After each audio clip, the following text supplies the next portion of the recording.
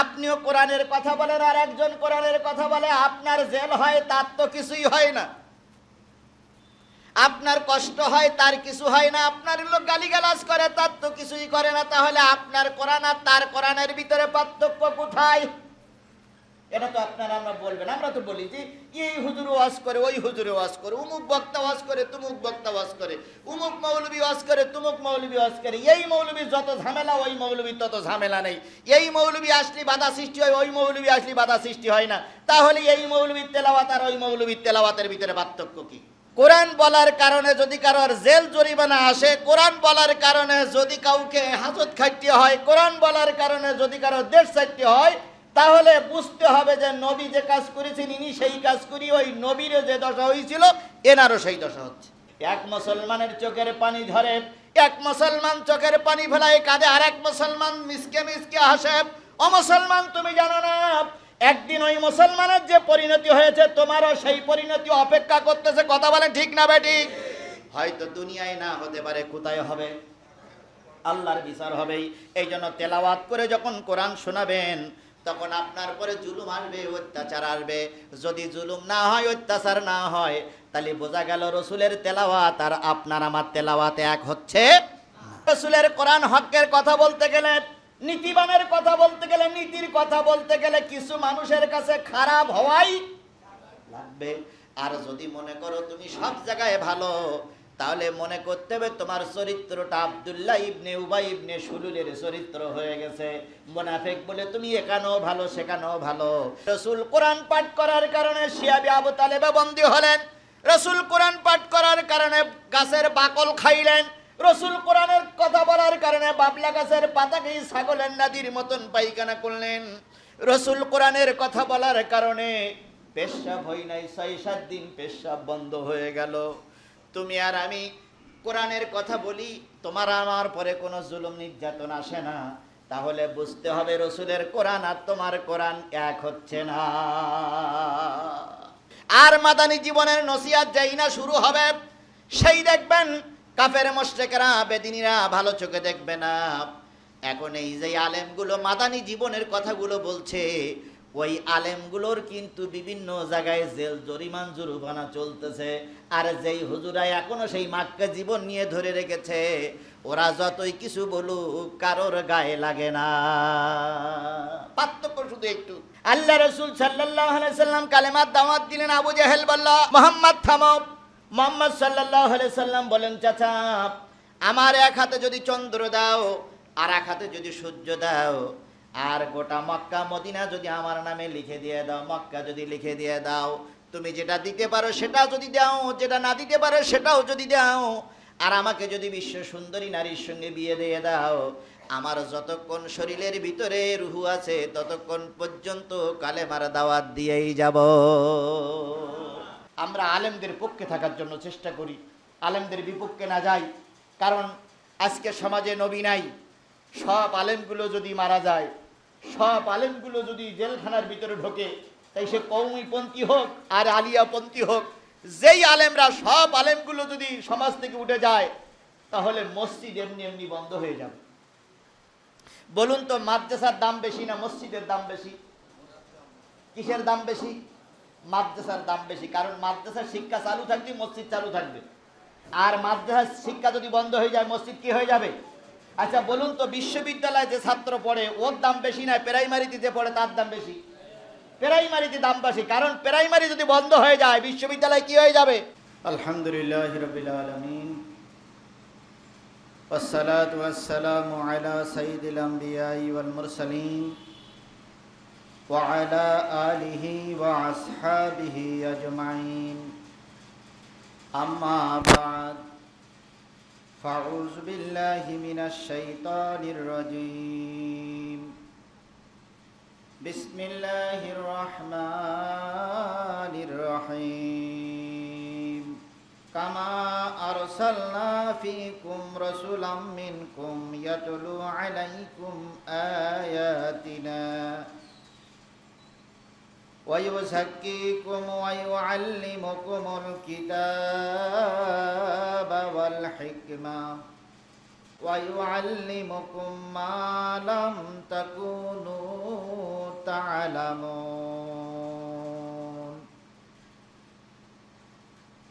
صدق الله المولانا العظيم وأما الشان حديث قال النبي صلى الله عليه وسلم كما تكونون كذلك يعمر عليكم أو كما قال رسول الله صلى الله عليه وسلم إن الله وملائكته يصلون على النبي يا أيها الذين آمنوا صلوا عليه وسلموا تسليما اللهم صل على سيدنا مولانا محمد وعلى آل سيدنا مولانا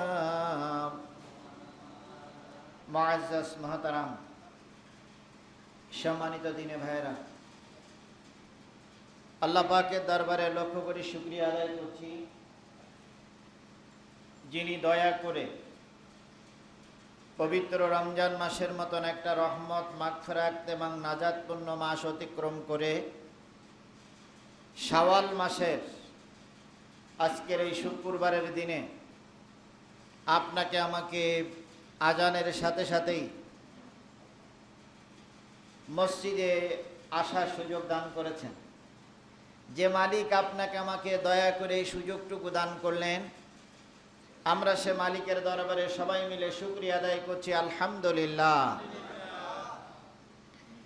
সর্বকালের সর্বশ্রেষ্ঠ মহামানব, যার আদর্শে আদর্শিত হয়ে আমরা নিজেকে উম্মত বলে দাবি করি, সেই নবীর নামে প্রাণ ঢালা দুরুদ আর সালাম সকলে মিলে বলছি সাল্লাল্লাহু আলাইহি ওয়াসাল্লাম।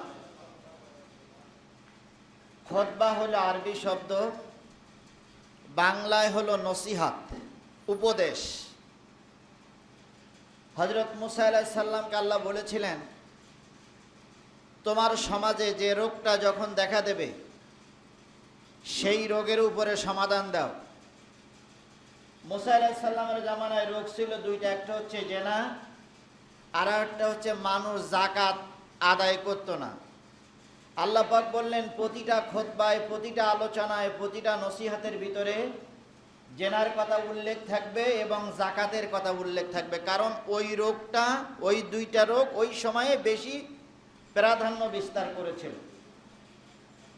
তাহলে যেই সময়ে যেই রোগ মাথা উঁচু করে সেই সময়ে সেই রোগেরই চিকিৎসা দিতে হয়। এখন হলো গরমকাল, শীতকালের ওয়াজ এখন করলে যে হবে না তা নয়, তবে এখন গরমকালের ওয়াজই করা ভালো। এক বক্তা এক এলাকায় যে ওয়াজ করেছে যে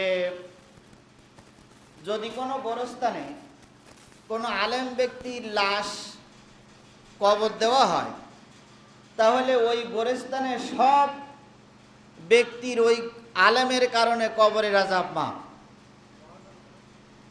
এখন এই ওয়াজটা উনি করে বলেছে, ভাই যদি আপনাদের গোরস্থানে কোনো আলেম ব্যক্তির কবর না থাকে, তাহলে আপনারা দয়া করে এই গোরস্থানে কোনো একজন আলেম ব্যক্তির কবর দেবেন, যাতে করে ওনার ওসিলায় সব ব্যক্তির কবরের আযাব মাফ হয়ে যায়। এখন ঘটনা চক্করে ওই গোরস্থানে কোনো আলেম ব্যক্তির কবর ছিল না। উনি নসিহত করে ঘরে দিয়ে ঘুমাইছে, সকালবেলা ফজরের নামাজ আর উনি আসেননি। জনগণ বলতেছে, আমাদের গোরস্থানে যখন কোনো আলেম ব্যক্তির কবর নাই,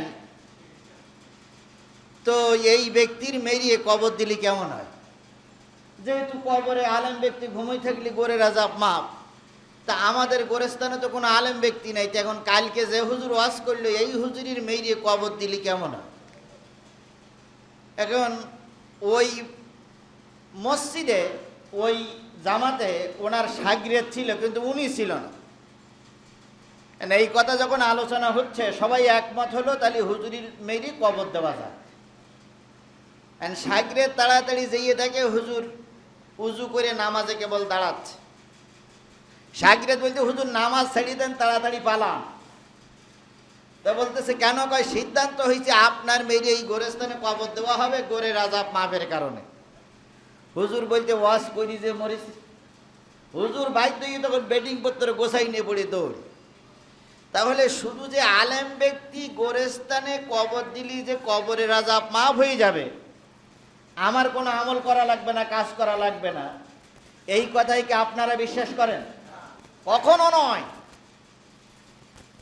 আমল যদি ভালো না থাকে, একজন আলেম ব্যক্তির কবর দিলে তার ওসিলে আপনি মাপ পেয়ে গেলেন, তাহলে তা আল্লাহ হাকামুল হাকিমিন কি করে হলেন? বিচার করলে একজন ফাঁসি পেলে আর একজন, চুরি করলে একজন, দণ্ড পেলে আর একজন, আত্মসাৎ করলে এক লোক, জেল খেটলে আর এক লোক, আর আল্লাহ পাক সবাইকে মাফ করে দেবেন। এটা তো হাকামুল হাকিমিনের পরিচয় নয়।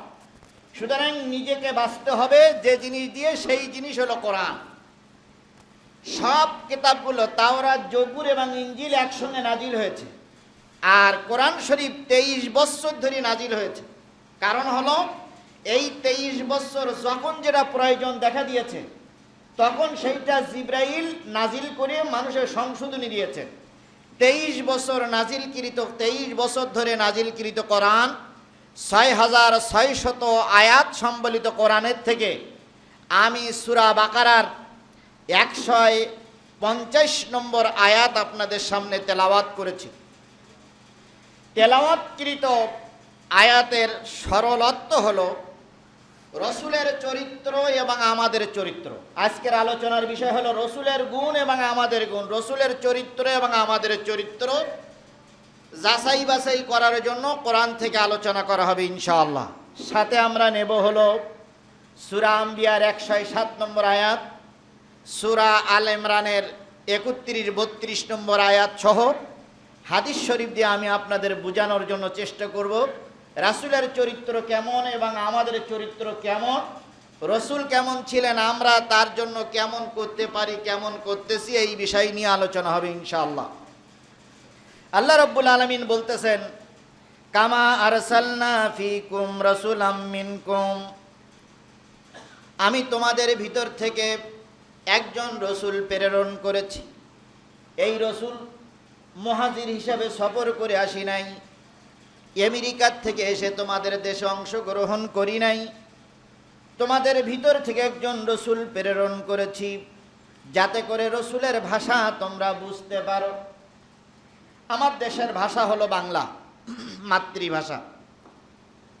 এখানে যদি কেউ ইংরেজিতে অনর্গল কথা বলে, আমরা যেমন বুঝবো না, আবার আমার দেশের মানুষ বাংলা ভাষাভাষীতে অভ্যস্ত, যদি কেউ আরবি ভাষায় অনর্গল কথা বলে আমরাও তেমন বুঝবো না। এই জন্য বাংলা ভাষাভাষী একজন মানুষ যদি আমাদের বুঝায়, আমাদের বুঝতে সুবিধা হবে। রাসূল সাল্লাল্লাহু আলাইহি সাল্লাম যে সমাজে, যে যুগে অবস্থান করেছিলেন, ওই সমাজের ভাষা ছিল আরবি।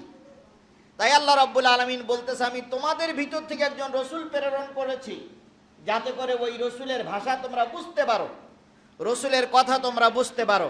তিনি কেন আসলেন? ইয়াতুলু আলাইকুম আয়াতিনা, তিনি এসেছিলেন আল্লাহর নিদর্শন সমূহ, আয়াত সমূহ তোমাদের কাছে পাঠ করে শোনাবেন, এই জন্য তিনি এসেছিলেন। আচ্ছা, রাসূল সাল্লাল্লাহু আলাইহি সাল্লামের কাছে আয়াত আসলো কতগুলো?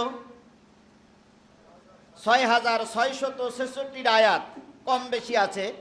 এই 6666 আয়াত তিনি তোমাদেরকে পাঠ করে শোনাবেন, পড়ে শোনাবেন না, কারণ তিনি পড়তে পারতেন না, তিনি পাঠ করে শোনাবেন। তার মানে পাঠ করা হলো একজনের কাছ থেকে শুনে হুবহু সেই জিনিসটা আবার বলা, এইটা হলো পাঠ করা। আর আমি এটা যারা করতে, যারা কিন্তু পাঠ নয়, এটা আমি পড়তেছি, কারণ আমি পড়তে পারি। রাসূল পাক সাল্লাল্লাহু আলাইহি সাল্লাম পড়তে পারতেন না, তাই আল্লাহ পাক বলতেছেন তাকে পাঠানো হলো এই কারণে যে তিনি আয়াতসমূহ তোমাদের কাছে পাঠ করে শোনাবেন। আর কি করবেন? ওয়ায়ুযাক্কিকুম, তোমাদেরকে পবিত্র করবেন। তোমরা ছিল অপবিত্র, তোমরা জানতে না হারাম হালাল, তোমরা জানতে না পাক না পাকের ব্যাপারে কোনো জিনিসের ধারণা তোমাদের ছিল না। আল্লাহ পাক রসুলকে পাঠালেন যাতে করে তোমরা পবিত্রতা অর্জন করতে পারো। আর কেন পাঠানো? ওয়াইউআল্লিমুকুমুল কিতাব, তিনি তোমাদের কিতাব শিক্ষা দিবেন। ওয়াল হিকমা, তিনি তোমাদের বিজ্ঞান সহ বিভিন্ন জ্ঞান শিক্ষা দেবেন। ওয়া ইউআল্লিমুকুম মা লাম তাকুনু তা'লামুন। তিনি তোমাদের শিক্ষা দেবেন সেই জিনিস, যে জিনিস তোমরা জানতে না, তোমাদের জানা নেই, জ্ঞান নেই, অভিজ্ঞতা নেই, ধারণা নেই। আল্লাহ পাক তোমাদেরকে সেই জিনিস শেখানোর জন্য রসুল প্রেরণ করা হয়েছে, রসুল এসেছেন। তাহলে এবার আসুন, রসুল আসলেন আয়াত পাঠ করার জন্য। আচ্ছা, এখন কি রসুল আছে? এখন কি গোটা পৃথিবীতে কোথাও রসুল আছে? তাহলে রসুল নেই। তাহলে রসুলের উত্তরসূরি কারা? আলেমেরা, নায়েবে নবী। আল উলামাউ ওয়ারাসাতুল আম্বিয়া, এটা কি সবাই বিশ্বাস করেন? আপনারা সবাই বিশ্বাস করেন তো এটা যে আলেমরা হচ্ছে নবীদের ওয়ারিস? এটা সবাই বিশ্বাস করেন তো? তাহলে সবাই যদি বিশ্বাস করেন, তাহলে নবীরা যে কাজ করেছে আলেমরাই, কথা বুঝতে পারছেন তো? নবীরা যে কাজ করেছে আলেমরাই সেই কাজ করবে। এখন যদি নবীরা যে কাজ করেছে আলেমরা যদি সে কাজ না করে, তাহলে তাকে কি নায়েবে নবী বলা যাবে? কখনো বলা যাবে? তার পোশাক ঠিক আছে, দাড়ি ঠিক আছে, টুপি ঠিক আছে, পাগড়িও ঠিক আছে, কিন্তু রসুল যে কাজ করেছেন সে কাজ তিনি করেন না, তাহলে তাকে নায়েবে নবী বলা যাবে না, তাকে নায়েবে রসুল বলা যাবে না।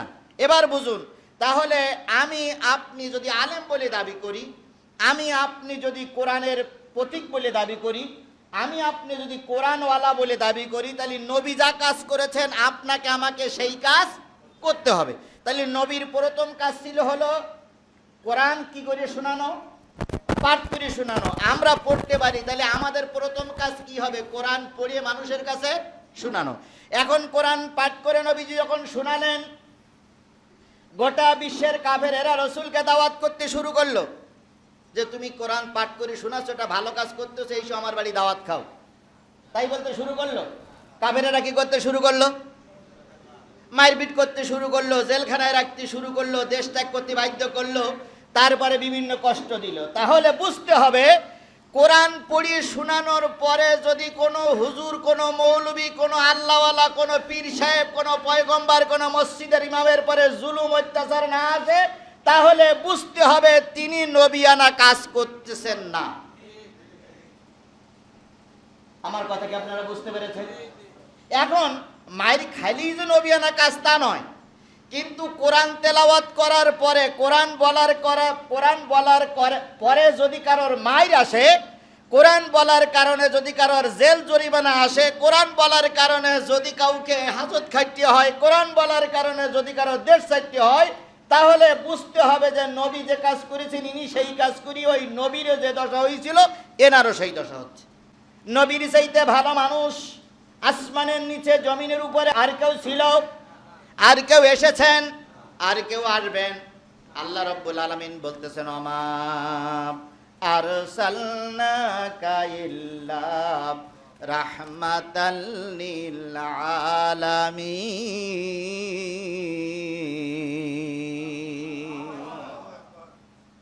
ওগো নবী, আমি আপনাকে গোটা পৃথিবীর জন্য রহমত স্বরূপ প্রেরণ করলাম। এই রহমতের নবী নিজে না খেয়ে থেকেছেন, কিন্তু উম্মতের ব্যথায় কেঁদেছেন। নিজের পরনে কাপড় নাই, উম্মতকে পরানোর জন্য চেষ্টা করেছেন। নিজে না খেয়ে উম্মতকে খাওয়াইয়েছেন, উম্মত আরামে ঘুমায়েছে, রসুল সারা রাত জেগে জেগে পাহারা দিয়েছেন। এত ভালো মানুষ, এত আল্লাহওয়ালা মানুষ, যারা রসুলের শত্রু ছিল, এক সময় তারা রসুলকে আলামিন বলতো, এক সময় তারা রসুলকে সাদিক বলতো, এক সময় রসুলকে তারা মাহবুব বলতো, এক সময় রসুলকে তারা বন্ধু বলতো। যখন এই কোরআন পাঠ করে শোনানো শুরু হলো, যারা বন্ধু ছিল তারা সব শত্রুতে পরিণত হয়ে গেল। আবু জেহেলের কথা হিসাব করা যাক। আবু জেহেলও কিন্তু আবু জেহেল কিন্তু রসুলকে ভালোবাসতেন, আবু জেহেলও কিন্তু রসুলের মহব্বত করতেন। যেই না রসুল কালেমার দাওয়াত দিতে শুরু করলেন, এই কোরআন পাঠ করতে শুরু করলেন, সেই রসুল আবু জেহেলদের কাছে খারাপ হয়ে গেল। আজকেও দেখা যায় যে হক কথা, হক কোরআনের দাওয়াত দিতে গেলে কিছু বইপন্থী মানুষের কাছে হকপন্থী মুসলমানেরা খারাপে পরিণত হয়ে যায়। এটা দুনিয়ার চিরচরিত্র অভ্যাস, এখনো চলছে, কিয়ামত পর্যন্তই চলবে। তাহলে রসুলের প্রথম কাজ হচ্ছে কোরআন পাঠ করে শোনানো। আপনি আমি রসুলের উম্মত বলে দাবি করি, যদি আপনি আমি রসুলের অনুসারী বলে দাবি করি, তাহলে আপনার কাজ হবে আপনি আমিও কোরআন পড়ে পড়ে মানুষকে শোনাবো, বুঝাবো, কোরআন পড়ে মানুষকে বোঝানোর জন্য চেষ্টা করব। এখন বলবেন আপনিও কোরআনের কথা বলেন আর একজন কোরআনের কথা বলে, আপনার জেল হয় তার তো কিছুই হয় না, আপনার কষ্ট হয় তার কিছু হয় না, আপনার লোক গালিগালাজ করে তার তো কিছুই করে না, তাহলে আপনার কোরআন আর তার কোরআনের ভিতরে পার্থক্য কোথায়? এটা তো আপনারা আমরা বলবেন। আমরা তো বলি যে এই হুজুর ওয়াজ করে, ওই হুজুরে ওয়াজ করে, উমুক বক্তা ওয়াজ করে, তুমুক বক্তা ওয়াজ করে, উমুক মৌলবী ওয়াজ করে, তুমুক মৌলবী ওয়াজ করে। এই মৌলবী যত ঝামেলা, ওই মৌলবী তত ঝামেলা নেই। এই মৌলবী আসলে বাধা সৃষ্টি হয়, ওই মৌলবী আসলে বাধা সৃষ্টি হয় না। তাহলে এই মৌলবীর তেলাওয়াত আর ওই মৌলবীর তেলাওয়াতের ভিতরে পার্থক্য কি? আমার ভাইয়েরা, জীবনী হইল দুইটা, একটা হলো মাক্কি জীবনী আর একটা হলো মাদিনা জীবনী। মক্কি জীবনের কথা আপনি সর্বক্ষণ বলবেন, কখনো আপনার বিরোধিতা কেউ করবে না। এখন মক্কি জীবনের ওয়াজগুলো করবেন অমুসলিমদের কাছে, কারণ রাসূল পাক সাল্লাল্লাহু আলাইহি সাল্লামের মক্কা জীবনে যতগুলো সূরা নাজিল হয়েছে সব সূরার ভিতরে ইয়া আইয়ুহাল্লাযিনা আমানু নেই। কি আছে? ইয়া আইয়ুহান নাস। সব জায়গায় ইয়া আইয়ুহান নাস, ইয়া আইয়ুহাল্লাযিনা আমানু নেই। কারণ আমানু তখন যখন আপনারা ঈমান আনবেন। এখন এই মসজিদের মুসলমানেরা যারা আপনারা আছেন, এখানে যারা আছেন, আপনারা কি সব মানুষ না ঈমানদার? আপনারা আমরা কি সব মানুষ না ঈমানদার? হিন্দুরা কিন্তু মানুষ, খ্রিস্টানরা কিন্তু মানুষ, বৌদ্ধরাও কিন্তু মানুষ, ইহুদিরা মানুষ, কিন্তু ওরা কি না? ঈমানদার না। তাহলে আমরা কি দার? তাহলে আমরা যদি ঈমানদার হই, তাহলে আমাদের নসিহত হবে মাদানী জীবনের নসিহত। কারণ আমাদের মক্কা জীবনের কালেমা পড়ে আমরা মুসলমান হয়ে গেছি, এখন মাদানী জীবনের নসিহত হবে। আর মাদানী জীবনের নসিহত যেই না শুরু হবে, সেই দেখবেন কাফের মুশরিকরা, বেদিনীরা ভালো চোখে দেখবে না। এখন এই যে আলেমগুলো মাদানী জীবনের কথাগুলো বলছে, ওই আলেমগুলোর কিন্তু বিভিন্ন জায়গায় জেল জরিমান জুরুমানা চলতেছে। আর যেই হুজুরা এখনো সেই মক্কা জীবন নিয়ে ধরে রেখেছে, ওরা যতই কিছু বলুক কারোর গায়ে লাগে না। পার্থক্য শুধু একটু, যে ওনারা মানুষের কাছে নসিহত করছে, আর যারা হক কথা বলছে ওনারা কার কাছে নসিহত করছে? ঈমানদারের কাছে নসিহত করছে। এখন আমরা সবাই ঈমানদার না মানুষ? আমরা মানুষ, কিন্তু কি দান? ঈমানদার। এই জন্য আমাদের নসিহতগুলো যখনই হয়, তখন এর ভিতরে যারা মানুষ থাকে তারা ওই ঈমানদারদের সহ্য করতে পারে না। এই জন্য আপনি যদি ঈমানদার হন, আপনি যদি নামাজি হন, আপনি যদি আল্লাহওয়ালা হন, তাহলে আপনার প্রথম কথাগুলো হচ্ছে কোরআনের কথাগুলো পড়ে পড়ে শোনানো লাগবে। আর কোরআনের কথাগুলো যখন পড়ে পড়ে শোনাবেন, তখন রসুলকে যেমন শিয়াবে আবু তালেবে 3 বছর 3.5 বছর কাটাতে হয়েছিল, ও আল্লাহর বান্দা, তোমার আমার নসিবে ওই রকম জীবন আসতে পারে। আল্লাহ রসুল সাল্লাল্লাহু আলাইহি সাল্লাম কালেমার দাওয়াত দিলেন, আবু জাহেল বলল, মুহাম্মদ থামো। মুহাম্মদ সাল্লাল্লাহু আলাইহি সাল্লাম বলেন, চাচা, আমার এক হাতে যদি চন্দ্র দাও, আর এক হাতে যদি সূর্য দাও, আর গোটা মক্কা মদিনা যদি আমার নামে লিখে দিয়ে দাও, মক্কা যদি লিখে দিয়ে দাও, তুমি যেটা দিতে পারো সেটা যদি দাও, যেটা না দিতে পারো সেটাও যদি দাও, আর আমাকে যদি বিশ্ব সুন্দরী নারীর সঙ্গে বিয়ে দিয়ে দাও, আমার যতক্ষণ শরীরের ভিতরে রুহু আছে ততক্ষণ পর্যন্ত কালেমার দাওয়াত দিয়েই যাব। আপনি নবীর উম্মত বলে দাবি করেন, আপনি কেন এতটুকু ঈমান নিয়ে ময়দানে নাম দাঁড়াতে পারেন না? যে আমি যতটুকু বেঁচে আছি, যতটুকু সময় বেঁচে আছি, যে কয় ঘন্টা বেঁচে আছি, যে কয় মিনিট বেঁচে আছি, কার কথা বলবো? কেন এ কথাটা আপনি বলতে পারেন? আপনি কিসের মুসলমান? আপনি যখন এই কথা বলবেন, এবার পরিণতি কি দেখেন। শিয়াবে আবু তালেবে রসুলকে বন্দি করা হলো, রসুলের বন্দি জীবনে চলে যান। শিয়াব আবু তালেবে রসুলকে বন্দি করা হলো, 3টা বছর রসুল বন্দি থাকলেন। ক্ষুধার যন্ত্রণায় ছোট্ট বাচ্চাগুলো খাওয়ার পায় নাই, তারা কেঁদেছে, তাদের কান্নার আওয়াজ অনেক দূর পর্যন্ত চলে গেছে। যখন তাদের জন্য খাবার নিয়ে কেউ গিয়েছে, আবু জেহেল, উতবা, আবু সুফিয়ান, আবু লাহাব বাহিনী তাদেরকে বাধা দিয়েছে, তাদের খাদ্যগুলো কেড়ে নিয়ে কুকুরের খাওয়াইছে, কিন্তু অসহায় মুসলমানের তারা খেতে দেয় নাই। আজকেও কি সেই সমাজ পৃথিবীতে আছে না নাই? ইসরাইল আওলাদের দিকে খেয়াল করেন, ফিলিস্তিনের মুসলমানদেরকে গুলি করে মারে, ফিলিস্তিনের মুসলমানরা না খেয়ে মরে, আর ইসরায়েলিরা আনন্দ করে, আমেরিকা আনন্দ করে, মুসলমান না খেয়ে মরে, অথচ কাফেরের বাচ্চারা আনন্দ করে বেড়াচ্ছে। আমি অত দূর যাবো কেন, আমার দেশের দিকে খেয়াল করেন। নবীর উত্তরসূরিরা কষ্ট পায়, নবীর উত্তরসূরিরা না খেয়ে থাকে, আর নবীর উত্তরসূরির দুশ্মনেরা খুব আনন্দে ঘুরে ঘুরে বেড়ায়। তাহলে বোঝা গেল সেই যুগ ছিল, ওই যুগ এখনো, তবে সেইটা ছিল জাহিলিয়াতের যুগ, আর এইটা হলো ডিজিটাল যুগ। সেইটা ছিল কি যুগ? জাহিলিয়াতের যুগ। আর এটা কোন যুগ? অত্যাচার ঠিকই চলছে, কিন্তু ডিজিটাল কায়দায় চলতেছে। আমার ভাইয়েরা, রাসূল পাক সাল্লাল্লাহু আলাইহি সাল্লাম বর্ণনা করেছেন, ও আমার উম্মতেরা শোনো, এই 3টা বছর আমার জীবনে এত কষ্ট চলে গেছে যে আমার সাহাবীরা খেতে না পেরে গাছের বাকল তুলে তুলে খেয়েছে। বাকল মানে হলো ছাল। বাবলা গাছের পাতাগুলো এক জায়গায় করে চিবাইয়ে পানি দিয়ে গিলে খেয়ে ফেলছে।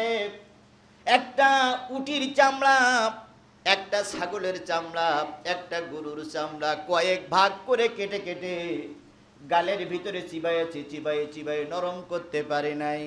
এক সময় ওর ভিতরে কিছু পানি দিয়ে খেয়ে ফেলেছে।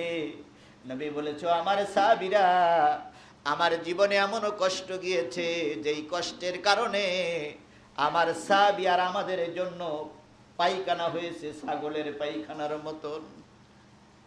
5 দিন 6 দিন 7 দিন পর্যন্ত পেশাব হতো না। সাহাবীরা জিজ্ঞেস করলেন, কেন পেশাব হয় না? আল্লাহ নেই বলেছে পেশাব এই জন্য হতো না, 6 দিন 7 দিন পর্যন্ত শরীরে পানি ঢোকে না, আর পানি না ঢুকলে তো পেশাবের প্রশ্নই আসে না। তাহলে রসুল কোরআন পাঠ করার কারণে শিয়াবে আবু তালেবে বন্দী হলেন, রসুল কোরআন পাঠ করার কারণে গাছের বাকল খাইলেন, রসুল কোরআনের কথা বলার কারণে বাবলা গাছের পাতাকেই ছাগলের নাদির মতন পায়খানা করলেন, রসুল কোরআনের কথা বলার কারণে পেশাব হয় নাই, 6-7 দিন পেশাব বন্ধ হয়ে গেল। তুমি আর আমি কোরআনের কথা বলি, তোমার আমার পরে কোনো জুলুম নির্যাতন আসে না, তাহলে বুঝতে হবে রসুলের কোরআন আর তোমার কোরআন এক হচ্ছে না। সুতরাং রসুলের কোরআন হকের কথা বলতে গেলে, নীতিবানের কথা বলতে গেলে, নীতির কথা বলতে গেলে কিছু মানুষের কাছে খারাপ হওয়াই লাগবে। আর যদি মনে করো তুমি সব জায়গায় ভালো, তাহলে মনে করতে হবে তোমার চরিত্রটা আব্দুল্লাহ ইবনে উবাই ইবনে সুলুলের চরিত্র হয়ে গেছে। মুনাফিক বলে তুমি এখানেও ভালো সেখানেও ভালো, কিন্তু প্রকৃত যারা ভালো তারা আল্লাহর বান্দাদের কাছে ভালো, প্রকৃত খারাপ যারা শয়তানের কাছে ভালো। এখন আপনি শয়তানের কাছে ভালো থাকবেন না আল্লাহর কাছে ভালো থাকবেন? আল্লাহর কাছে যদি ভালো থাকেন তাহলে অবশ্যই আপনাকে কিসের পক্ষে থাকা লাগবে? কোরআনের পক্ষে থাকা লাগবে। এই জন্য কোরআন তেলাওয়াত করার কারণে রাসূলের যে দশা হয়েছে, আজকে তুমি আমি নায়েবে নবী যদি হই, তোমার আমার সেই দশা হতেই পারে। রাসূল বলেছেন, একটা হাদিস শোনেন, ফাদলুল আলেমে আলাল আবিদে কাফাদলি আলা আদনাকুম সুম্মা ক্বালা ইন্নাল্লাহা মালাইকাতুহু ওয়া হুব্বুল হুদ ওয়া নুমলাতু ফি জুহুরিহা লিসাল্লুনা আলা মুআল্লিমুন নাসিল খায়র। রাসূল একদিন ওয়াজ করতে করতে বলেন, ও আমার সাহাবীরা শোনো, তোমাদের কাছে আমার মর্যাদা যেমন, তোমাদের কাছে আমার মর্যাদা বলেন। কথাটা কে বলছেন? রাসূল সাল্লাল্লাহু আলাইহি সাল্লাম বলছেন। আমি কিন্তু সেইটাই বলতেছি, তোমাদের কাছে আমার মর্যাদা যেমন, তার মানে রাসূল বলেছেন তোমরা সাহাবী আমি নবী, তোমাদের কাছে আমার মর্যাদা যেমন, শেষ জামানায় সাধারণ মানুষের কাছে একজন আলেমের মর্যাদা তেমন।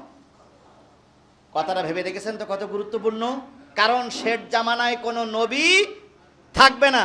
আচ্ছা, নবী চলে গেছে কয় বছর আগে? 1450 বছর আগে নবীর বিদায়। আগের যুগে যখন একজন নবী থাকতো না, তখন 200 বছর 50 বছর 60 বছর পর আল্লাহ পাক আর একজন নবী দিতেন, যাতে করে ওই নবীর দাওয়াতে জাতি সংশোধন হয়ে যায়। আর আমাদের নবী চলে যাওয়ার পরে 1400 বছর পার হয়ে গেছে, কোনো নবী আসে নাই।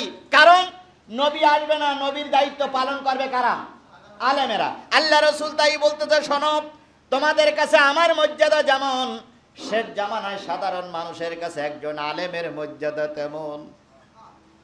জেনে নিও, সাগরের মাছ, গর্তের পিপিলিকা, আসমানে যারা বাস করে, জমিনে যারা বাস করে, এমনকি গর্তের পিপিলিকা, সাগরের তলদেশের মাছ, আল্লাহর ফেরেশতা সবাই মিলে একজন আলেমের জন্য কল্যাণ কামনা করতে থাকে। কিন্তু জাতির বড় দুর্ভাগা, এই জাতি বড় দুর্ভাগ্য, আমরা বড় দুর্ভাগ্য, আমরা বড় হতাশ। যেখানে সাগরের মাছ দোয়া করে, গর্তের পিপিলিকা দোয়া করে, আল্লাহর ফেরেশতারা দোয়া করে আলেমের জন্য, আজকে আমরা মুসলমান হয়ে এক আলেম কাঁদতেছে আর একজন মুসলমান হাসতেছে। এক মুসলমানের চোখের পানি ধরে, এক মুসলমান চোখের পানি ফেলায় কাঁদে, আর এক মুসলমান মিসকে মিসকে হাসে। ও মুসলমান, তুমি জানো না একদিন ওই মুসলমানের যে পরিণতি হয়েছে, তোমারও সেই পরিণতি অপেক্ষা করতেছে। কথা বলেন ঠিক না বেঠিক? হয়তো দুনিয়ায় না হতে পারে, কোথায় হবে? আল্লাহর বিচার হবেই। এই জন্য তেলাওয়াত করে যখন কোরআন শোনাবেন, তখন আপনার পরে জুলুম আসবে, অত্যাচার আসবে। যদি জুলুম না হয়, অত্যাচার না হয়, তাহলে বোঝা গেল রসুলের তেলাওয়াত আর আপনার আমার তেলাওয়াত এক হচ্ছে। এক নম্বর শেষ। 2 নম্বর,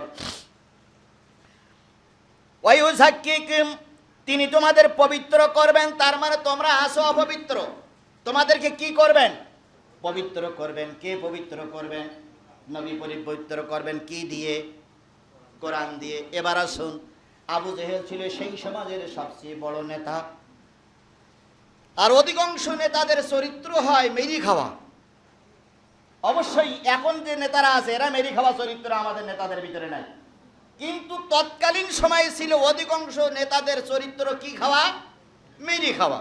আবু জেহেল মেরে খাওয়া চরিত্র থেকে একটু দূরে ছিলেন না। একজন ব্যক্তি সিরিয়ার থেকে আসলেন উট বিক্রি করার জন্য। আবু জেহেল মক্কার সামনে বসেছিলেন। এই যুবক, হাতে কি? উট। কি করবে? বিক্রি করব। কত টাকা? 1000 দিরহাম। আমার কাছে দাও। আপনি? আমি এই সমাজের নেতা, আমি এই দেশের রাজা। রাজা কিনে নিল 1000 টাকা দিয়ে। যুবক বসে থাকলো, টাকা নিয়ে আসবে। কিছুক্ষণ পরে এসে বলতেছে আজকে টাকা নাই, আর একদিন এসে নিয়ে যেও। যুবক অগত্য ফিরে গেলেন। কিছুদিন পরে আবার এসে বললেন নেতা টাকা দাও। নেতা কয় টাকা হবে না, যাও, আর একদিন এসো। আবার একদিন আসলো। এভাবে করতে করতে কয়েক মাস চলে গেল, টাকা দেয় না, টাকা মোটে আদায় হয় না। যুবক তখন চিন্তা করলো বিচার কার কাছে দেব? যেহেতু দেশের সবচেয়ে বড় নেতা তো চুরি করেছে, এখন এই সাধারণ কর্মচারীর কাছে বিচার দিতে তো লাভ হবে না, তারপরেও দিয়ে দেখি। উতবা, লাহাব, ওয়ালিদ ইবনে মুগিরা সব সিটিং করে। যুবক যে বলতেছে, ও আমার ভাইরা, এই যে নেতা আমার একটা উট কিনেছে, অনেক দিন হয়েছে, টাকা দেয় না, টাকাটা একটু আদায় করার ব্যবস্থা করে দাও।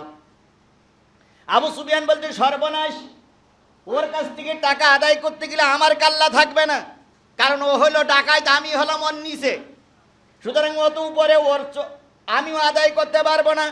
এ চরিত্রবান নেতা আমার আপনার সমাজে আছে না নাই? অবশ্যই আছে। এরা একবার যদি মানুষের তা নেয়, জীবনেও দেয় না। আবার যদি পরের জমি নিজের নামে রেকর্ড করে নেয়, ফিরাই দেওয়ার কথা ফিরাই দেয় না। আইল ঠেলতে ঠেলতে জমি সব নিজের আয়ত্তের ভিতরে চলে আসছে। সুদ খাইতে খাইতে পকেট ভারী করে ফেলেছে।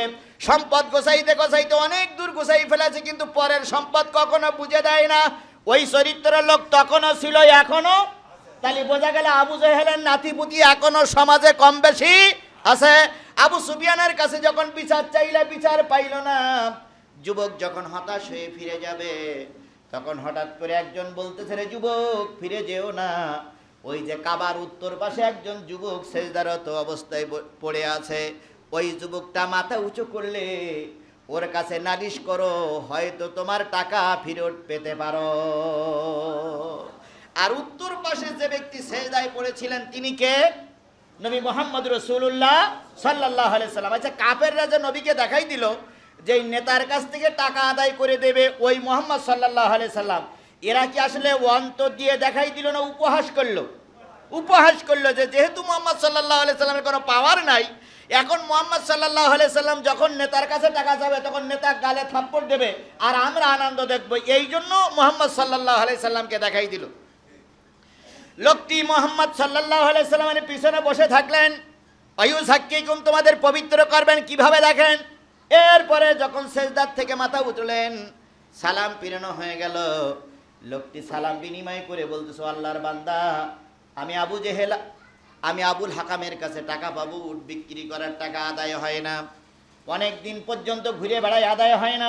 হঠাৎ করে ওই নেতারা আপনাকে দেখাই দিল, আপনি যদি দয়া করে একটু টাকাটা আদায় করে দিতেন তাহলে আমার জন্য কল্যাণকর হয়ে যেত। বলার সাথে সাথে আল্লাহর নবী যুবকের হাত ধরে দাঁড়ালেন, বললেন, যুবক আমার সাথে এসো, দেখি কিছু করতে পারি কিনা। আস্তে করে ঘরের ভিতরে ঢুকলেন, যুবককে বাইরে রাখলেন। ঘরের ভিতরে ডেকে বলতেছে, চাচাজি, বাইরে একটা যুবক দাঁড়িয়ে আছে, বাড়ি সিরিয়ায়, বলে উট কিনেছিলেন, টাকা দেন নাই। আবু জেহেল তখন বলতেছে, কি হয়েছে দেইনি তাতে কি হয়েছে, তুমি তো তোমার কোনো পার্স নাই, তোমার এই সমাজে কেউ গনে না, আমি হলাম সমাজের নেতা, আমি হলাম এমপি, আমি হলাম চেয়ারম্যান, আর তুমি একজন সাধারণ মসজিদের মুয়াজ্জিন, সাধারণ একজন মুসল্লি, আমার কাছে টাকা চাইতে এসে তোমার সাহস বাটে। কয়, চাচা ভালো ভালো বলতেছি, টাকাটা দিয়ে দেন। সাহস দেখেন, ইউজাক্কিহুম, তোমাদের পবিত্রগণ, ভালোই ভালো বলতেছি, টাকাটা দিয়ে দেন। যদি না দেই, কয় যদি না দেই মানে সে পাবে, আপনি দেবেন না মানে? আপনি দেবেন কি না, ইয়েস অথবা নো, দুটোর একটা বলুন। এতক্ষণ আবু জেহেল অন্যদিকে ফিরে কথা বলতেছিলেন, ইয়েস অথবা নো বলার সাথে সাথেই আবু জেহেল নবীজির মুখের দিকে তাকালেন, চেহারার দিকে তাকালেন। চেহারার দিকে তাকাই আবু জেহেলের দিলের ভিতরে ভয় এসে গেল, অন্তরে কম্পন সৃষ্টি হলো। আবু জেহেল বলতেছে, বাতিজা দেরি করো, টাকাটা আনার সুযোগ দাও, টাকাটা আনার সুযোগ দাও, তুমি বাইরে দাঁড়াও। নবীজি বাইরে দাঁড়ালেন, যুবকের পাশে এসে আবু জেহেল গুনে গুনে টাকাগুলো এনে ভাতিজার কাছে দিয়ে বলতেছে, ভাতিজা টাকাগুলো দিয়ে দাও, মুসাফিরে নিজ দেশে চলে যাক।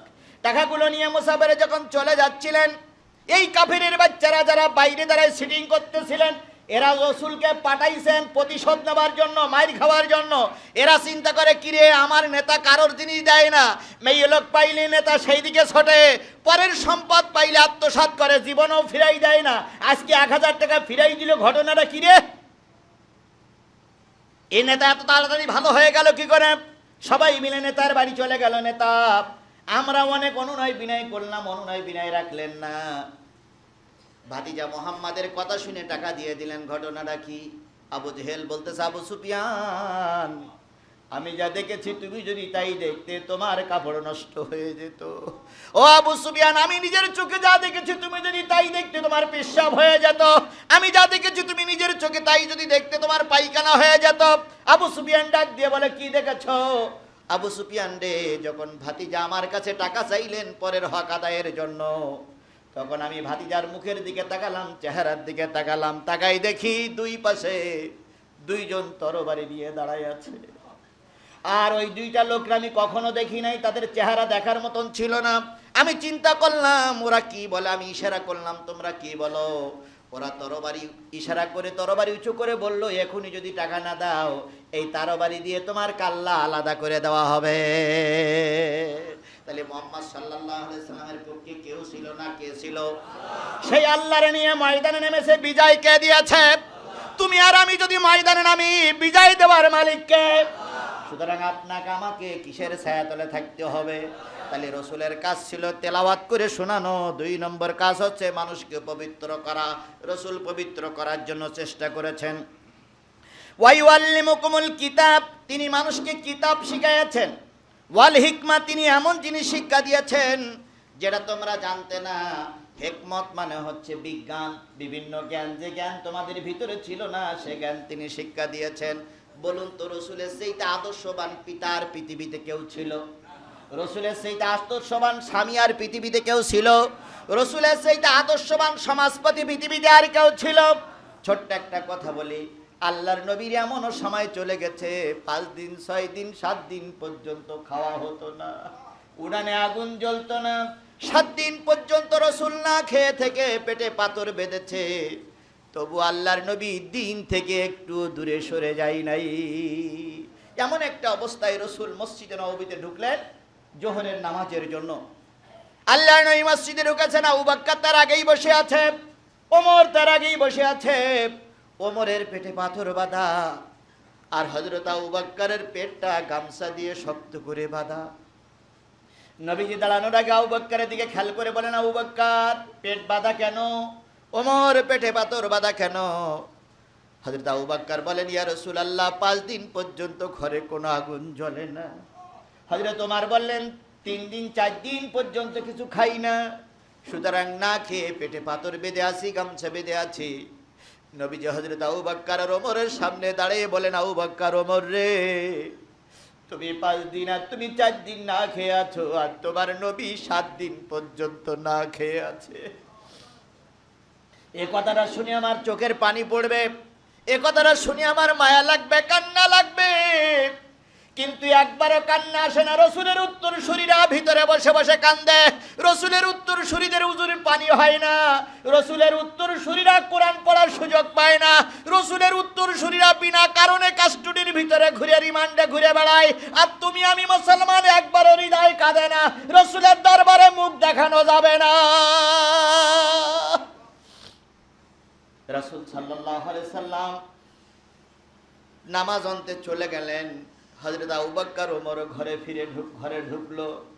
ঘরে যে আবু বকর জিজ্ঞেস করলো কি খাবার আছে, কয় কোনো খাবার নাই। উমর জিজ্ঞেস করলো কি খাবার আছে, কোনো খাবার নাই। আবু বকর আর ওমর দুইজন মসজিদে চলে আসলেন। মসজিদের গেটে এসে উদ্দেশ্য হলো রাসূল হয়তো আমাদের ডেকে একটু মেহমানদারি করবে। আবু বকর আগে এসেছেন, এসে দেখে মসজিদের গেটে বসে আছেন। ওমর বললেন, আবু বকর বসে আছো কেন? কয় খাবার নাই। মনে করছিলাম রাসূল আমাদের মেহমানদারি করবেন, তুমি আসলে কেন? কয় আমারও একই অবস্থা। দুইজন বসে থাকা অবস্থায় আল্লাহর নবী মসজিদে ঢুকলেন।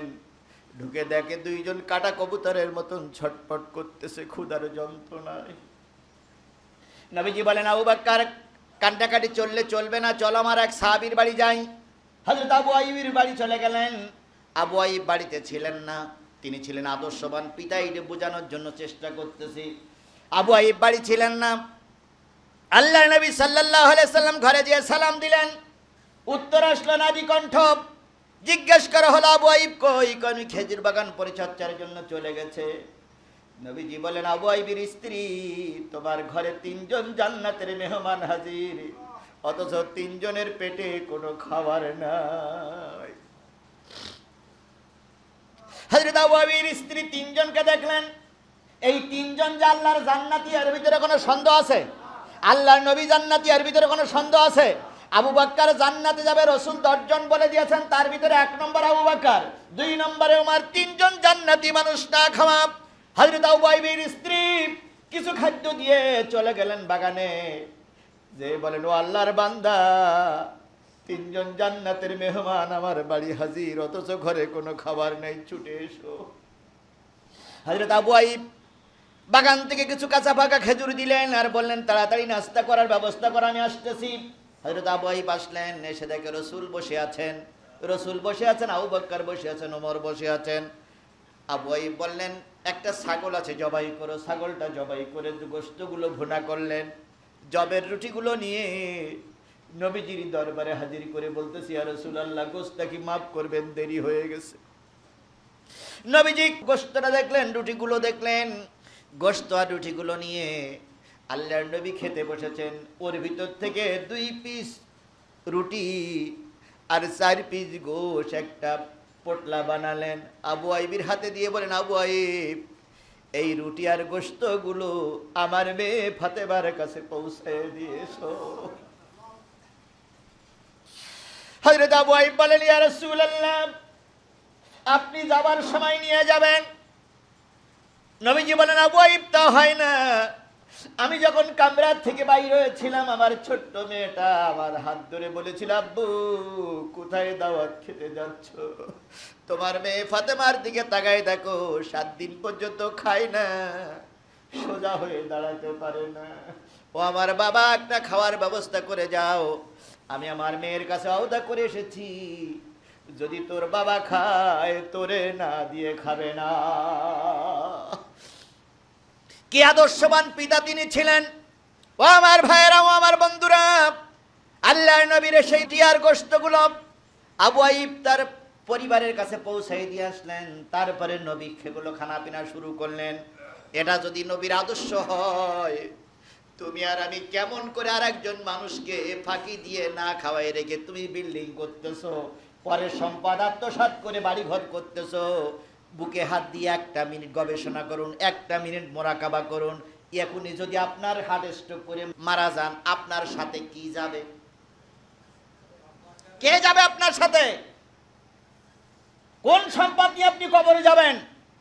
এত টাকা পয়সা, এত বাড়ি গাড়ি, এত ফাঁকি দেওয়া সম্পদ, এত মানুষের কষ্ট দেওয়া সম্পদ, মানুষের বিরুদ্ধে মিথ্যা মামলা দিয়ে আপনি হয়রানি করেছেন, আপনি মানুষকে মিথ্যা মামলা দিয়ে ঘর ছাড়া করেছেন, আপনার কারণে একটা মানুষ পথের ভিখারি হয়েছে, আপনার কারণে একটা মানুষ না খেয়ে মরতেছে, আপনার কারণে একটা মানুষ চাকরিচ্যুত হয়েছে, আপনার কারণে একটা মানুষ ঘরেচ্যুত হয়েছে, আপনার কারণে একটা মানুষ সর্বস্ব হারা হয়ে গেছে। এখন আপনি কবরে চলে গেলেন, আপনি কি কৈফিয়ত দেবেন আল্লাহর কাছে? কি কৈফিয়ত দেবেন ফেরেশতাদের কাছে? কেন এত অত্যাচার, কেন এত জুলুম? সামান্য এই সম্পদের, সামান্য 3 দিনের দুনিয়ার জন্য আপনার এত বাহাদুরি কেন? ফিরে আসুন কোরআনের পক্ষে। রসুল এসেছিলেন যে কারণে আমি সেই কথাগুলো বলছি। তাহলে রসুল এসেছিলেন মানুষের কাছে কোরআন পাঠ করে শোনানোর জন্য। রসুল এসেছিলেন মানুষকে কিতাব শিক্ষা দেওয়ার জন্য। রসুল এসেছিলেন মানুষকে পবিত্র করার জন্য। রসুল এসেছিলেন মানুষকে হিকমত বা জ্ঞান বিজ্ঞান শিক্ষা দেওয়ার জন্য। ওয়ায়ুআল্লিমুকুম মা লাম তাকুনু তা'লামুন। রসুল এসেছিলেন যা তোমরা জানতে না তা তোমাদের জানানোর জন্য, যা তোমাদের জ্ঞান ছিল না সেই জ্ঞান তোমাদের দেওয়ার জন্য এসেছিলেন। রসুল এসেছিলেন প্রতিশোধ দেওয়ার জন্য নয়, রসুল এসেছিলেন মানুষকে ক্ষমা করার জন্য। তুমি আমি কেন ক্ষমা করতে পারি না? আল্লাহ নবী দ্বীনের দাওয়াত দেওয়া শুরু করেছেন, সব কাফির মুশরিকেরা রসুলের বিপক্ষে চলে গেল। রসুলকে যখন বিভিন্ন লোভ টোপ দেখানো হলো, কোনো লোভ আর টোপের মুখে যখন রসুল নিজেকে মাথা নত করলেন না, আবু জেহেলের অত্যাচার বেড়ে গেল। একদিন আবু জেহেল মোহাম্মদকে ডেকে নিয়ে মাথায় বিরাট আকারের একটা কাঠের আঘাত করলো, পাথরের আঘাত করলো, রসুলের মাথা ফেটে রক্ত বাহির হলো, রসুলের মাথাটা বাষ্ট হয়ে গেল, রসুল রক্তাক্ত হয়ে গেলেন। হামজা ওই সময় বাড়ি ছিলেন না, রাসূল আহত, রসুলের মাথা কেটে ফিনকে দিয়ে রক্ত বাহির হয়েছে। রসুল কষ্ট সহ্য করতে না পেরে খাদিজার ঘরে এসে রসুল শুয়ে পড়েছে। কিছুক্ষণ পরে হামজা ফিরে আসলো। হামজা ফিরে এসে শুনতে পেল ভাতিজা মোহাম্মদ আবু জেহেল কর্তৃক আহত হয়েছে। কোনো কিছু জিজ্ঞেস করলেন না, সোজা চলে গেলেন আবু জেহেলের বাড়ি। তখনও পর্যন্ত হামজা কালেমা পড়ে মুসলমান হন নাই। কি দরদি নেতা তিনি ছিলেন, কি ক্ষমাশীল নেতা তিনি ছিলেন, কি মর্যাদাশীল নেতা তিনি ছিলেন। তুমি রসুলের উম্মত বলে দাবি করো, তুমি দাবি করো আমি নবীর উম্মত, নবীর উম্মত, আমি নবীর সঙ্গে জান্নাতে যাব, কিন্তু নবীর চরিত্র আর তোমার চরিত্রের সঙ্গে একটু মিলাও। হামজা শুনলেন, শোনার পরে সোজা চলে গেলেন আবু জেহেলের বাড়ি। আবু জেহেলকে ডেকে বলতেছে, আবু জেহেল, মনে করেছো এতিম মোহাম্মদ বাবা নাই মা নাই, তাই বলে তুমি যা করবে এটা মেনে নিতে পারবো না, তুমি আমার ভাতিজাকে মেরেছো। আবু জেহেল হুঙ্কার দিয়ে বললেন, মেরেছি তাতে কি হয়েছে? এখন যেমন নেতারাই বলে, মেরেছি তাতে কি হয়েছে, হাজতে দিয়েছি তাতে কি হয়েছে, মামলা দিয়েছি তাতে কি হয়েছে, কি করবি? কিচ্ছু করতে পারবো না, কিন্তু মালিক একজন অবশ্যই ছিল, অবশ্যই আছে। চিন্তা করো না ভাই, তোমার চোখের পানি আমার চোখের পানি মালিকের কাছে কবুল হয়েছে। এই পানি একদিন কথা বলবেই বলবেই বলবেই ইনশাআল্লাহ। আমার ভাইরা, আল্লাহ নবী সাল্লাল্লাহু আলাইহি সাল্লাম আহত ঘরে হামজা আবু জেহেলের মাথায় আঘাত করে প্রতিশোধ নিয়ে ফিরে আসলেন। আস্তে করে এসে নবী মাতার কাছে বসলেন। নবীজির মাথায় হাত বুলাচ্ছে আর ক্ষত জায়গাটা আস্তে করে মুছে দিচ্ছে। আল্লাহর নবী চোখ মেলে তাকায় দেখে মাতার কাছে আমির হামজা বসে আছে। নবীজির চোখ বেয়ে পানি পড়তেছে। আবু জাহেল মেরেছে, রসুলের চোখ বেয়ে পানি পড়তেছে। নবী সাল্লাল্লাহু আলাইহি সাল্লামের পানিটা হামজা মুছাই দিয়ে বললেন, ভাতিজা, ছোটবেলায় বাবা হারিয়েছো, মা হারিয়েছো বলে মনে করো না তোমার কেউ নাই, তোমার চাচারা তো এখনো বেঁচে আছে। আমি আবু জেহেলকে মেরে প্রতিশোধ নিয়ে এসেছি। তোমার যতটুকু রক্ত ঝরাইছে আমি আবু জেহেলকে মেরে ততটুকু রক্ত ঝরাই এসেছি। নবীজি আস্তে করে চাচার হাতখানা ধরলেন, যার হাতখানা ধরে বলতেছে, চাচা আপনি আবু জেহেলকে মেরে বাহাবা কুড়ানোর জন্য ভাতিজার কাছে এসেছেন, আবু জেহেলকে প্রতিশোধ নিয়েছেন, এতে আমি খুশি হই নাই, আমি সন্তুষ্ট হই নাই। আপনি আমার প্রতিশোধ নেওয়ার জন্য আবু জেহেলকে মেরে রক্তাক্ত করে যতটুকু না কষ্ট দিয়ে যতটুকু আমার সন্তুষ্ট অর্জন করার সুযোগ পেয়েছেন, এর চাইতে লক্ষ গুণ, কোটি গুণ, মিলিয়ন বিলিয়ন গুণ সন্তুষ্ট হয়ে যেতাম যদি আপনার জবান দিয়ে ঈমানের কালেমা বাহির হতো, লা ইলাহা ইল্লাল্লাহু মুহাম্মাদুর রাসূলুল্লাহ। এই কলেমাটা যদি আপনার মুখ দিয়ে বাহির হতো আর আপনি যদি এই বিশ্বাস করতেন, ও চাচা, আবু জেহেলের মারার চাইতে আমি বেশি নবী খুশি হয়ে যেতাম। আমির হামজা দাঁড়ায় বলেন, ও ভাতিজা, বাবার মুখ দেখুনি, ছোটবেলায় মাকে হারিয়েছ, কোলে পিঠে করে আমরা এই চাচা তোমারে মানুষ করেছি, বড় করেছি। আমি কালেমা পড়লি ভাতিজা, তোমার মুখে যদি হাসি ফোটে, আমি কালেমা পড়লি যদি তুমি খুশি হয়ে যাও, আল্লাহ যদি খুশি হয়ে যায়, ও নবী মোহাম্মদ সাক্ষী থাক, আমি আল্লাহর পরে বিশ্বাস করে কালেমা স্বীকার করে নিলাম, আর আমি আজকের থেকে তোমার দলের কর্মী হয়ে গেলাম। আপনি আমি কি করতাম? আপনি হলেও আমি হলে কি করতাম? আরে কয় চড় মেরেছিস, কয় ঠ্যাং ভেঙেছিস, কয়বার পুলিশে দিয়েছিস, কয়বার গর্তে ফেলেছিস, আর একবার যা। কিন্তু রসুল প্রতিশোধ নিলেন না। রসুল বললেন, যদি কালেমা পড়ো তাহলে ওর চাইতে বেশি খুশি হব। এটা যদি রসুলের চরিত্র হয়, আপনার আমার চরিত্রের পরিবর্তন কেন আসে না? আরেকটু সামনে যান। রাসূল সাল্লাল্লাহু আলাইহি সাল্লাম মক্কায় যখন কালেমার দাওয়াত দিলেন, তার বিরুদ্ধে কেউ দোষ দিতে পারি নাই। রসুল কি মিথ্যাবাদী ছিল? রসুল কি আমানতের খেয়ানত করেছে? রসুল কি কোনো নারী লোভী ছিল? কোন রকম দোষ তারা দিতে পারেনি। দোষ তাদের একটাই, আল্লাহ রসুল কার কথা বলে? আল্লাহর কথা বলে, কোরআনের কথা বলে। আমাদের কোনো দোষ নেই। ওমা নাকামু মিনহুম ইল্লা ইউমিনু বিল্লাহিল আজিজিল হামিদ। আমাদের কোনো দোষ নাই। আমাদের একটাই দোষ, আমরা কিসের কথা বলি? কোরআনের কথা বলি।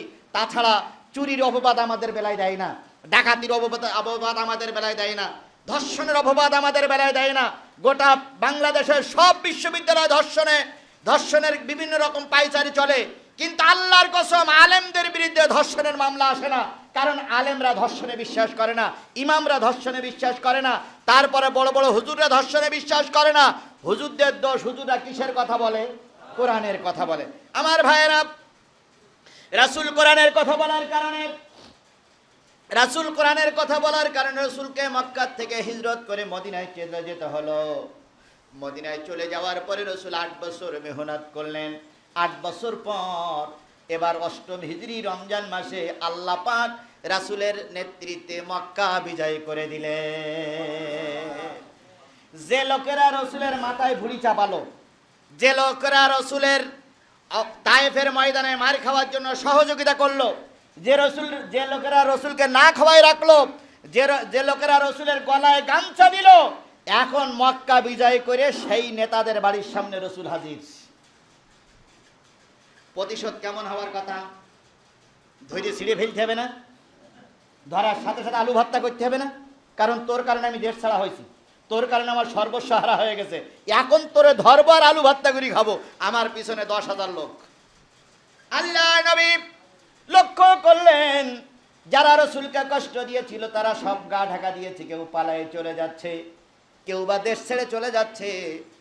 নবী এবার আস্তে করে মক্কার কাবার সামনে চলে গেলেন, হাতিমে দাঁড়ালেন, দাঁড়াই বলেন, ও মক্কার কাফেরেরা শোনো, আজকে যারা আবু সুফিয়ানের বাড়ি ঢুকবে, আবু সুফিয়ানের ঘরে ঢুকবে, তারা সব নিরাপদ, কাউকে প্রতিশোধ নেওয়া হবে না, নারী আর শিশুদের পরে অত্যাচার করা হবে না, যারা তরবারি কোষের ভিতরে রেখে দেবে তাদের পরে বেলায় কোনো যুদ্ধ করা হবে না, তাদের সবাইকে মাফ করে দেওয়া হলো।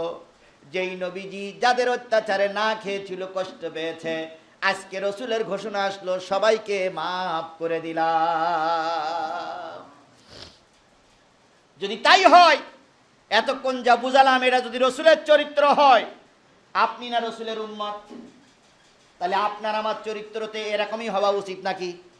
আল্লাহ রসুল বলেছেন, কামা তাকুনুনা কাযালিকা ইউআম্মার আলাইকুম, তোমরা যেমন হবে তোমাদের নেতারা তেমন হবে।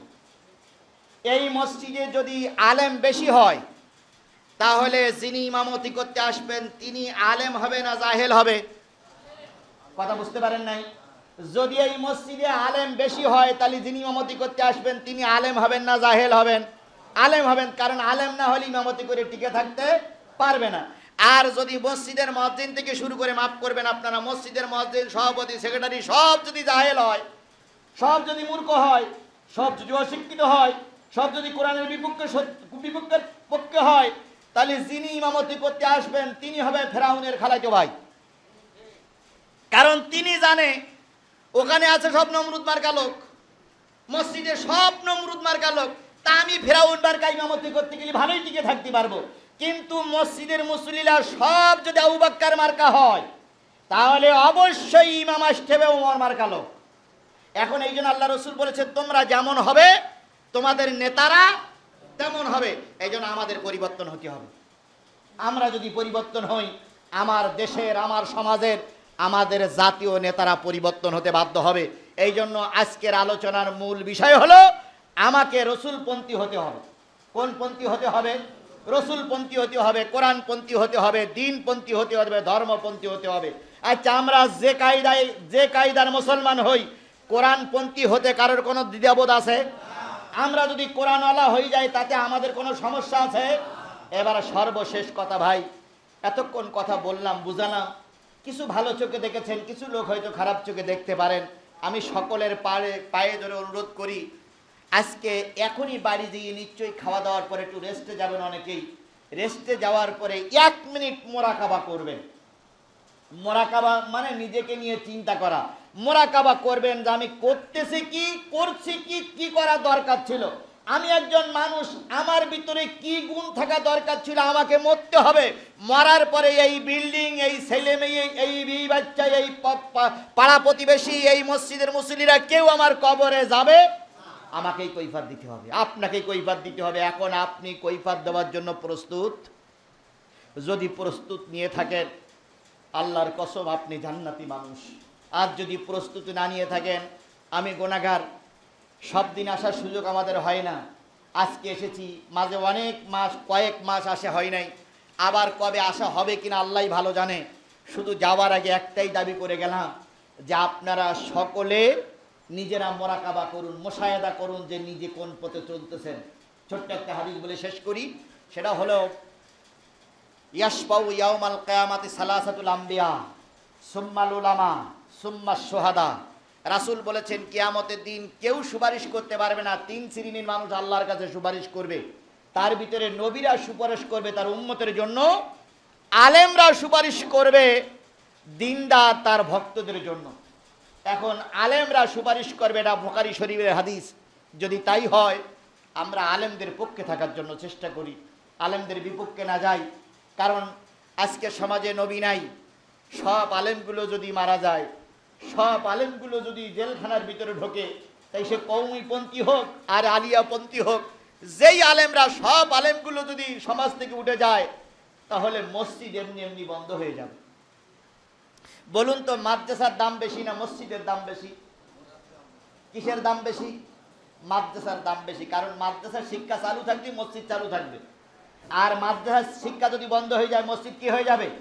আচ্ছা বলুন তো, বিশ্ববিদ্যালয়ে যে ছাত্র পড়ে ওর দাম বেশি না প্রাইমারিতে যে পড়ে তার দাম বেশি? প্রাইমারিতে দাম বেশি। কারণ প্রাইমারি যদি বন্ধ হয়ে যায় বিশ্ববিদ্যালয় কি হয়ে যাবে? এমনি এমনি বন্ধ হয়ে যাবে, তালা দেওয়া লাগবে না। প্রাইমারি বন্ধ করে দেন, 10 বছর 15 বছর পর বিশ্ববিদ্যালয় কি হয়ে যাবে?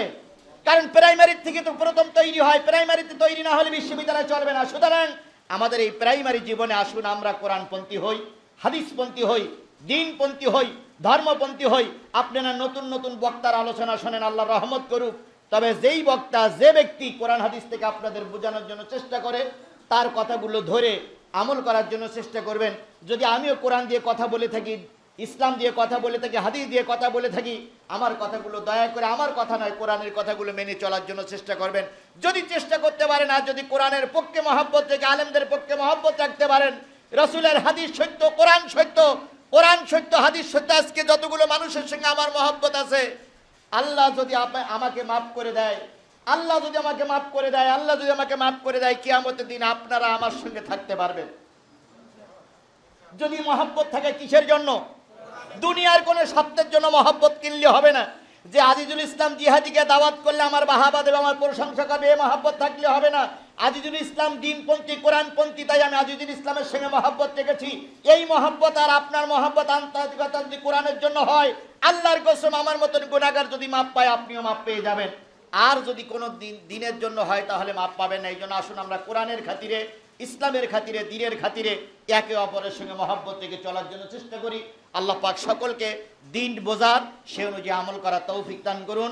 ওমা তৌফিকি ইল্লা বিল্লাহ ওয়া আখিরু দাওয়ানা আলহামদুলিল্লাহি রাব্বিল আলামিন।